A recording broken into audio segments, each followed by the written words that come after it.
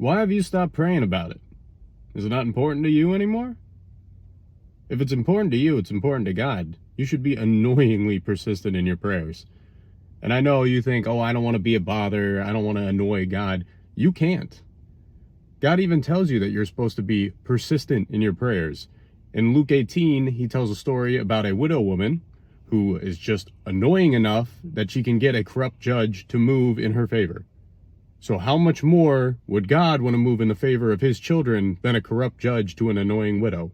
Now, obviously, this doesn't mean it's all going to be a yes every single time. Like God's just going to be your genie in a bottle, and he's going to be, okay, there you go. There's your Bugatti. That's obviously not the thing, but being persistent in your prayers, praying about what's on your heart, being real with God shows our dependence on him. It builds the relationship with him. He wants it. He wants a relationship with you. So if it's important to you, pray about it. Now, it shouldn't be your genie in a bottle session where you're just asking all your wishes and waiting for him to go for it. But you should be praying. You should be bringing it to him. You should be real with him because it's a relationship with God. It's not slave to master. It's son to father. It's daughter to father. Luke 18, 1-8. And he told them a parable to the effect that they ought always to pray and not lose heart.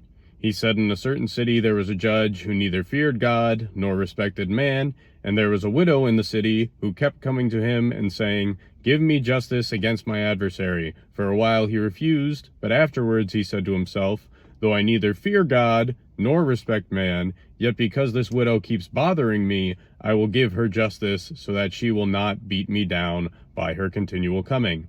And the Lord said, hear what the unrighteous judge says.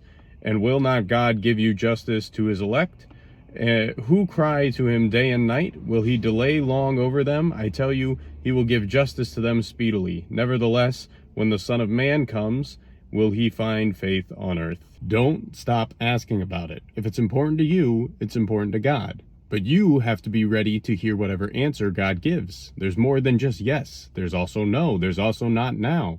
You need to be ready for what God's going to say. You can't just expect him to move just because you want a thing. His ways are higher. We have to understand that. But at the same time, we have to keep coming to him and praying because we need to remember how dependent on him we are.